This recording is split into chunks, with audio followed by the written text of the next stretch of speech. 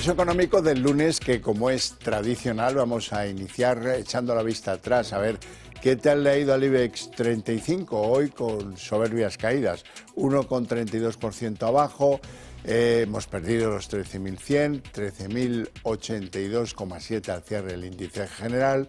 Y luego, individualmente, pues ha habido algunos valores que han aguantado bien. Es el caso de Enagas, 3,78 de subida, Redeia 2,98, Iberdrola 1,18 también de subida. Y en el lado de las bajas, en el lado del rojo, Arcelor, la que más, 4,76, Santander 4,37 de caída y Acerinox 4,18.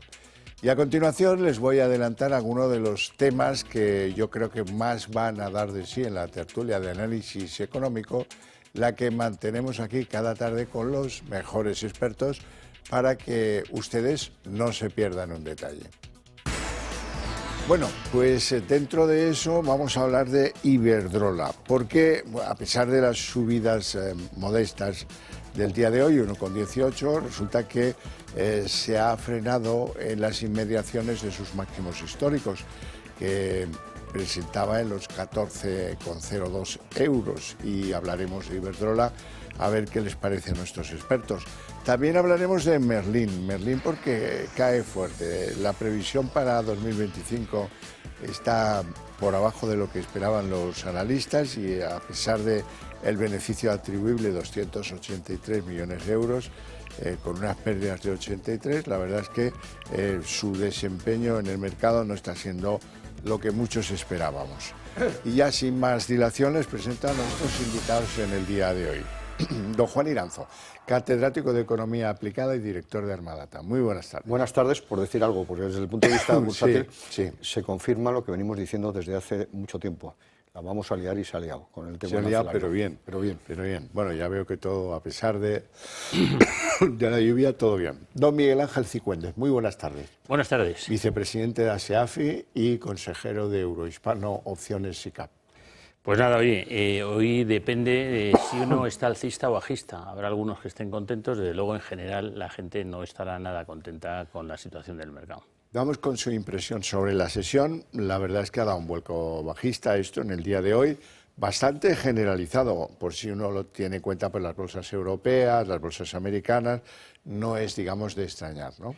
No es de extrañar y lo que ha hecho es frenar ese rally alcista que venía manteniendo el IBEX en las últimas, no solo sesiones, sino en las últimas semanas, porque evidentemente se ha creado una gran incertidumbre respecto al futuro de la economía norteamericana, al futuro de la economía europea y, en definitiva, al futuro de la economía mundial y al futuro inmediato. Y en este sentido yo creo que hay que reflexionar en profundidad porque a lo mejor son expectativas, pero ya están costando, sobre todo a algunos valores, pues a la capitalización de algunos valores de una manera significativa. Hay que tener en cuenta que el viernes, y esto es un dato real, no es una mera estimación, el dato de empleo en Estados Unidos no fue bueno. Se esperaba un dato mucho mejor en febrero y, por tanto, se ponía de manifiesto que la economía norteamericana, cuando menos, se estaba desacelerando. Y lo remató el presidente Trump cuando dijo: no descarto una recesión, un crecimiento negativo, que Estados Unidos, que lleva creciendo por encima del 2,5% un montón de años, entre en recesión sería una catástrofe para el mundo, no solo para Estados Unidos. En segundo lugar, hay que tener en cuenta que en Europa tenemos serios problemas, por ejemplo, con Alemania, que no termina de despuntar. Decía que sus exportaciones, que es el motor del crecimiento, porque la demanda interna no es su gran actividad, que las exportaciones iban a crecer un tímido 0,5%. Se han hundido un 2,5% en el último trimestre. Por tanto, una pésima noticia que garantiza prácticamente la recesión en Alemania y en gran medida en Europa, porque también Francia probablemente entre en recesión. Y luego, por otro lado, pues algunos valores habían alcanzado niveles muy altos, luego lo comentaremos, y eso también ha llevado a realizar beneficios. Por todas estas razones, afortunadamente, no se ha producido un hundimiento de la bolsa española, porque se han hundido todas, muy especialmente Nasdaq, que ha caído un 3%, pero el conjunto de las bolsas europeas han acompañado al IBEX. ¿Y cuentas? Bien, bueno, pues oye, la verdad es que estamos yendo por partes, porque aquí, dependiendo de la zona, está en una situación u otra, aunque hoy desde luego todos bajistas. Pero en Estados Unidos estamos viendo que los 7 magníficos se están corrigiendo. ya llevan unas cuantas semanas haciéndolo, es decir, Nvidia, Meta, todos los grandes, ¿no? Pero, sin embargo, el gran pelotón de valores estadounidenses también está corrigiendo, pero no a la misma velocidad. Claro, si entramos en una recesión de la que está hablando Trump o no termina de contestar para resetear la economía estadounidense, pues oye, lo normal es que haya una corrección porque Estados Unidos lleva, no sé si son 16 años adelantando a Europa. Eso es. Con lo cual, bueno, pues las circunstancias normales. Sin embargo, esta vez Europa pues ha cogido delantera con el tema de Ucrania, con el gasto en defensa, y había subido mucho y hoy estamos asistiendo a una corrección. ¿Será una sana corrección? No lo sabemos. Tampoco sabemos si el tema sobre la defensa se va a aprobar en el nuevo Parlamento alemán, porque también hay dudas al respecto, con lo cual pues hay muchas dudas, hay mucha incertidumbre. ¿Y en dónde se han refugiado en el día de hoy los mercados? Pues principalmente en valores relacionados con la energía. Pues oye, Iberdrola, Enagás, usted ha dicho que ha subido mucho, bueno, pues normal, estaba muy barata y bueno, pues ha entrado bastante dinero ahí. Y bueno, han sido los valores que han tirado al alza. Y sin embargo, pues oye, en general los financieros pues los han crujido, como a otros muchos más, tipo Acerinox y otros más. Bueno, las decisiones de aranceles, ¿cuánto le van a costar a España? Hay algunos expertos que dicen que aproximadamente 1.500 millones de PIB por cada 10 puntos que nos ponga Trump de aranceles. Sí, efectivamente. Consideramos que 1.500 millones, efectivamente, de menos crecimiento por cada 10 puntos. De tal manera que estamos hablando de entre 20 y 25% de aranceles para muchos productos de exportación, cuando menos pongamos el 20%. Por tanto, estamos hablando de 3.000 millones de euros de menor crecimiento de la economía española. ¿Por qué? Porque las exportaciones van a crecer menos. ¿Y eso qué implica? Pues un crecimiento de 3 décimas menos del PIB para el conjunto del año, que es muchísimo, que es muchísimo. De tal manera que es una mala noticia que venimos diciendo desde hace muchísimo tiempo. Los aranceles perjudican a todo y, desde luego, a las exportaciones españolas, sobre todo a Estados Unidos, significativamente. Y además están bastante concentradas. En el sector agroalimentario, muy especialmente aceituna, algo aceite, etcétera, pero exportamos unos 260 millones de euros de aceitunas a Estados Unidos. En segundo lugar, también tenemos una enorme presencia en las exportaciones de acero y de automóviles, de tal manera que eso va a penalizar muy especialmente a esos sectores. Y algo, el vino también. El vino también. Sí. Cifuentes. Poco más puedo aportar yo a lo que ya ha dicho don Juan. Esperamos, con respecto a la siguiente pregunta, sí puedo aportar bastante. Pues venga, por ahí empezamos.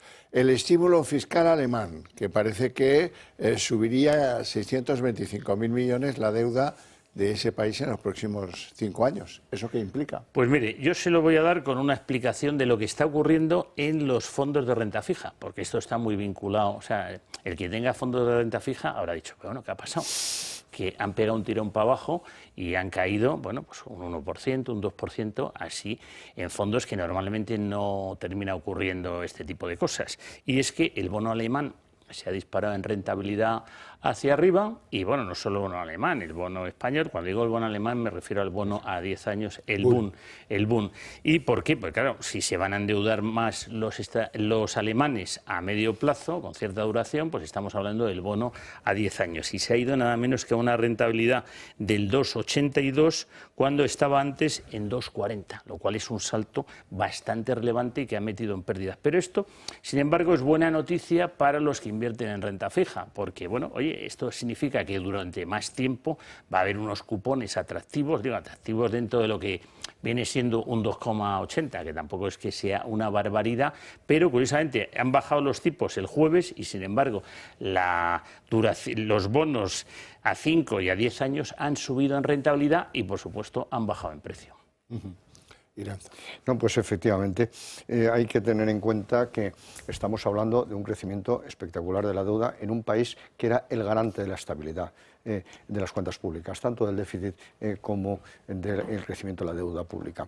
Era una garantía para el conjunto de Europa y a mí me parece muy arriesgado, muy peligroso abandonar esa línea de moderación fiscal que nos imponía en gran medida no solo manifestaba a Alemania, sino que nos imponía a todos los países europeos.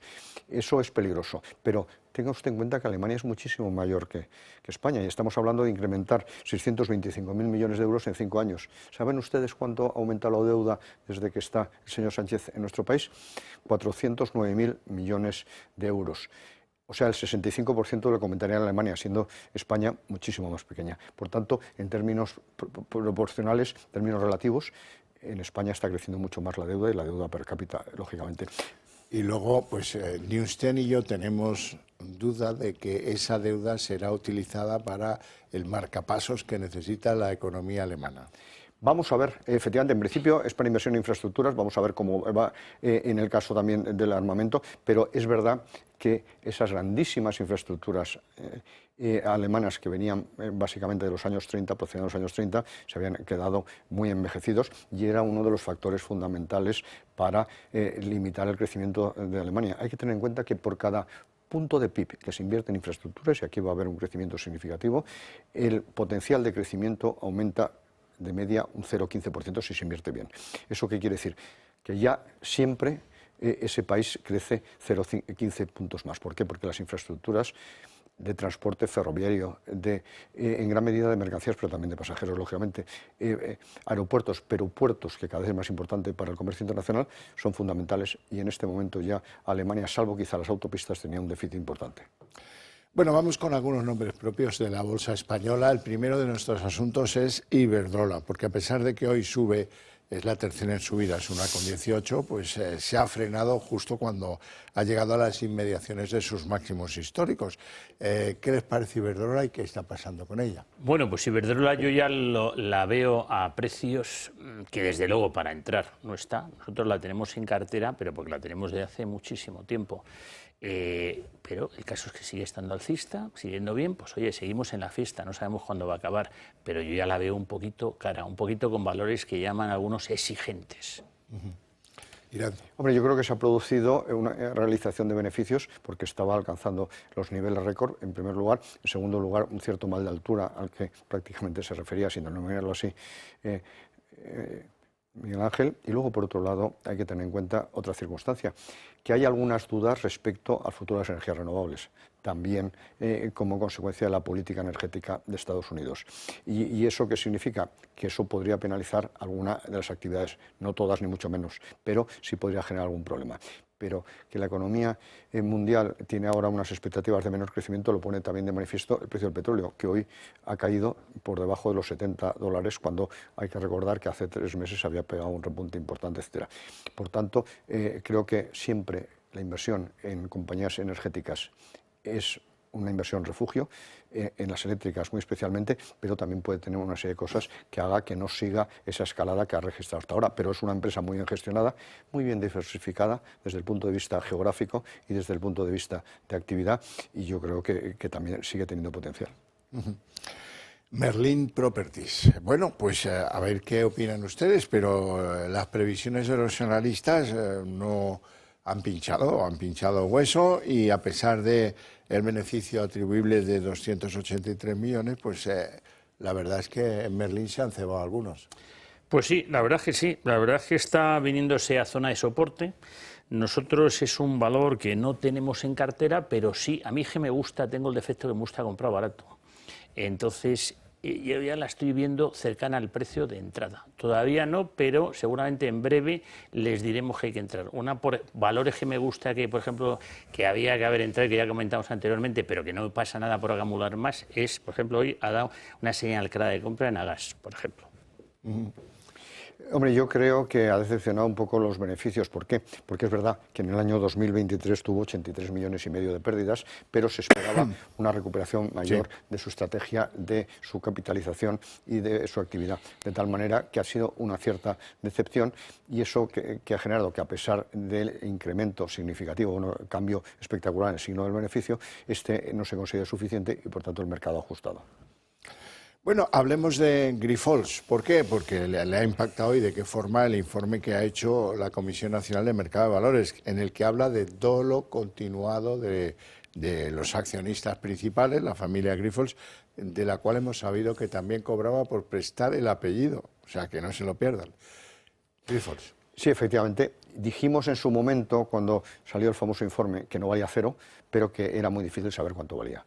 Y en este sentido, las noticias que vamos teniendo van modificando. Si bien es verdad que hay que recordar que precisamente la semana pasada el Deutsche Bank subió el precio objetivo de la acción de 10 euros a 11, pero a partir de ese momento las caídas han sido encadenadas. Creo que la de hoy es la tercera, va más de un 7%, y evidentemente hay serias dudas respecto a la realidad de no solo la gestión, sino la realidad de las cuentas de Grifols, pero evidentemente, cuando menos el informe de la Comisión Nacional de Mercado de Valores deja francamente mal a la familia Grifols, y yo no sé si sus responsabilidades puede superar la responsabilidad, en este caso, del valor de la acción.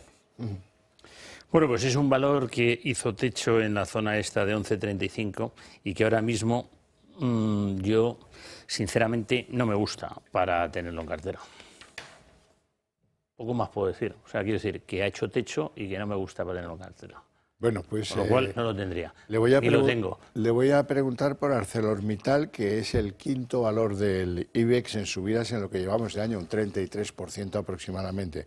Hoy con caídas, 4,76, pero bueno, la verdad es que llevaba una buena racha ArcelorMittal. ¿Cómo lo veis?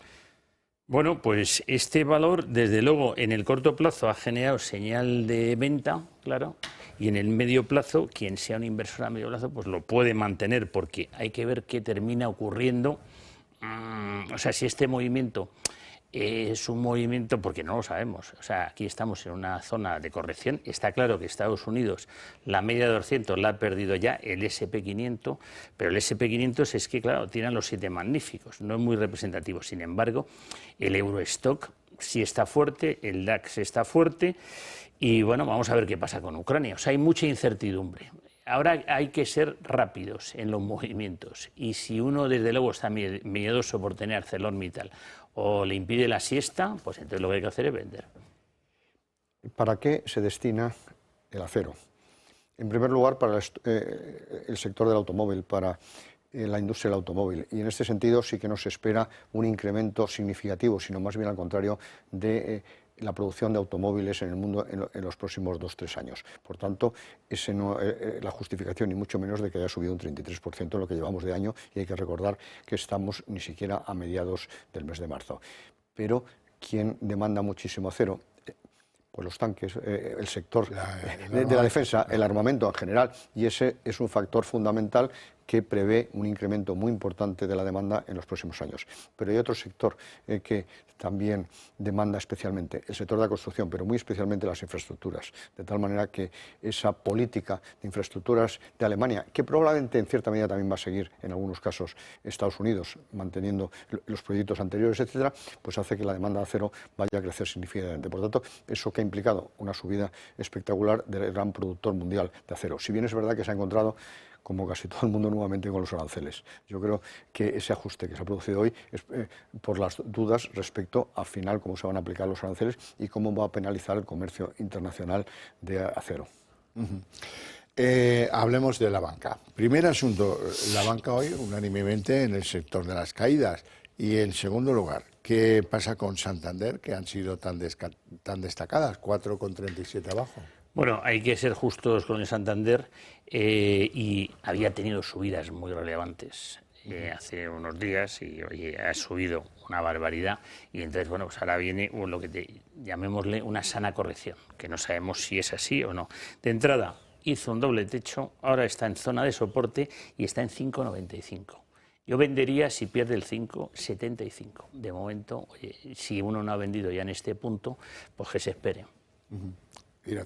Yo creo sinceramente que el escenario económico mundial, positivo o negativo, incide muy directamente en el sector bancario por la variación de la demanda de crédito y por la variación o posible incremento de la morosidad. Por tanto, en este momento las dudas que existen respecto al crecimiento, insisto, no solo en Estados Unidos, sino también en Europa, son importantes.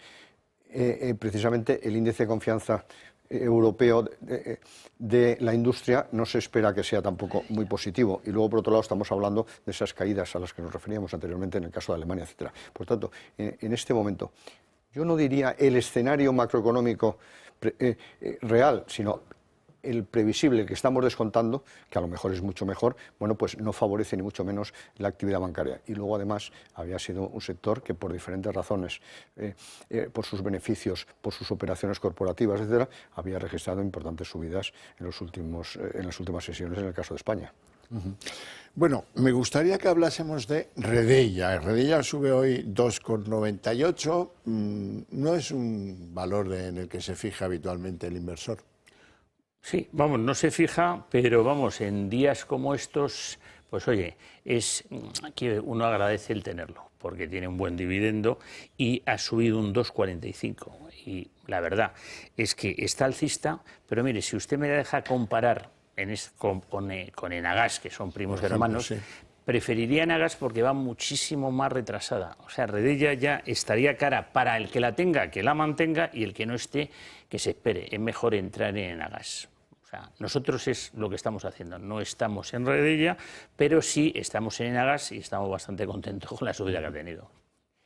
Pues efectivamente, y yo creo sinceramente que es una empresa que hay que invertir a largo plazo, básicamente, porque es la típica empresa defensiva para inversiones a largo plazo, muy especialmente de planes de pensiones, etcétera. Era, para que mucha gente lo sepa, la antigua red eléctrica. Y por tanto, el objetivo suyo está prácticamente garantizado, el cumplimiento lo mismo, que es transmitir la energía eléctrica. Es verdad que en este momento hay críticas, pero no por falta de demanda, sino falta de capacidad, sobre todo para dar accesos a plantas de energías renovables, etcétera. Pero dicho lo cual, es una inversión, yo me atrevería a decir refugio a largo plazo, y con el escenario que estamos viendo, pues es lógico que haya subido. Iranzo, vamos a ver, el euro se fortalece, estamos a niveles previos a la victoria de Trump en la Casa Blanca y parece que esto entierra el debate sobre la paridad. Mira, aquí me he equivocado. Yo daba prácticamente por asegurado la paridad y, de hecho, los acontecimientos iban en esa dirección. Hace 10 días estaba a 1,025 en la relación euro-dólar. Por tanto, nos estábamos acercando a la paridad y todo indicaba que las expectativas de la política económica en Estados Unidos, la energética, la fiscal, etcétera, la industrial, iban a favorecer claramente el crecimiento. Por tanto, yo había apostado por la paridad. Pero ¿qué sucede? Se han producido dos circunstancias. La primera, nos venimos refiriendo todo el programa a esa circunstancia. Estados Unidos en este momento tiene expectativas que yo espero que no sean realidades de recesión y eso lógicamente provoca una cierta huida del dólar a pesar de ser una moneda refugio. Y en segundo lugar hay que tener en cuenta que ha sido bien valorado en el sentido de que va a apostar por el crecimiento europeo a toda costa a pesar de la inflación, precisamente la bajada de tipos de interés por parte del Banco Central Europeo. De hecho, el lunes pasado discutíamos, aunque nosotros los dos, o usted también, nos manifestamos a favor de la bajada de tipos como así se produjo, pero existían dudas porque otro de los problemas que se puede producir en Estados Unidos y en Europa como consecuencia básicamente de los aranceles es que esa recesión vaya acompañada de inflación. La estaflación, hay que recordar, es una de las peores situaciones que puede vivir una economía. ¿Por qué? Porque las políticas económicas que hay que aplicar son contradictorias en sí mismas. Las políticas para tratar de animar la economía van en contra del control de la inflación y viceversa. Se habrá equivocado con la paridad, pero no se ha equivocado en el marasmo regulatorio europeo, porque ahora ya le ponen la pistola, se la ponen todos, ¿no? No, efectivamente. Yo creo que aquí hay dos cosas que venimos diciendo desde hace muchísimo tiempo en este programa. Uno, que los aranceles penalizan a todos y sobre todo al proteccionista, que en el pecado lleva a la penitencia. Y luego, por otro lado, que en Europa cada vez hay más estorbos, como decía Jovellanos, al funcionamiento de la economía. Y esos son costes que van en detrimento de la competitividad de nuestras empresas. Pues sí, no tenemos tiempo para más, si acaso lo dejamos aquí, con mi agradecimiento a estos dos señores por sus opiniones y por su presencia en el programa esta tarde lluviosa, y a ustedes, pues, ¿qué les voy a decir? Todavía más agradecido, pero para ustedes, a la vuelta de publicidad, la redacción abierta de inmediato.